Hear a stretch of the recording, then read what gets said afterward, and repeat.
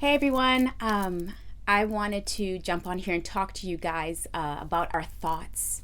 Most of us, if not all of us, have thoughts that continuously run through our minds and they just never shut off.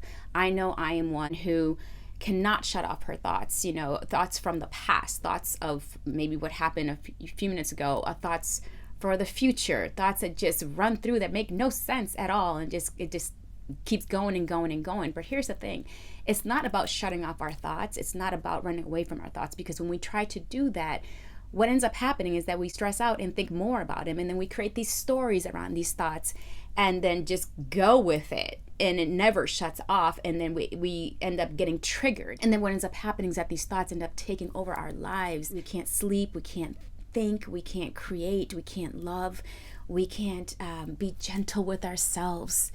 And then that's what it's about. It's about being gentle with ourselves and just saying it's okay. It's all going to be okay. So what you do with thoughts is, instead of trying to push them away, because what ends up doing is pulling you towards it, we just relax. We breathe through it. We stand back. Think of your thought as a girlfriend that goes to a party and she just never shuts up. She just keeps talking and she follows you wherever you go, and you're like, oh my goodness, just shut up. Or your guy friend who's just like going and going and going and going and going, and you're like, oh my goodness, I just want to enjoy myself. Why are you in my ear? Well, that's your thought. Stand back. Allow your thought to move on through, just like clouds do when the sun is shining bright, and then all of a sudden this cloud comes. The sun doesn't stop shining. It just stands back, lets the cloud do its thing, and it moves on. The cloud doesn't stay there. That's the same thing with our thoughts. We just stand back, allow it to do the process that it does. What we don't do is attach stories behind these thoughts, because that is when you start to spiral down.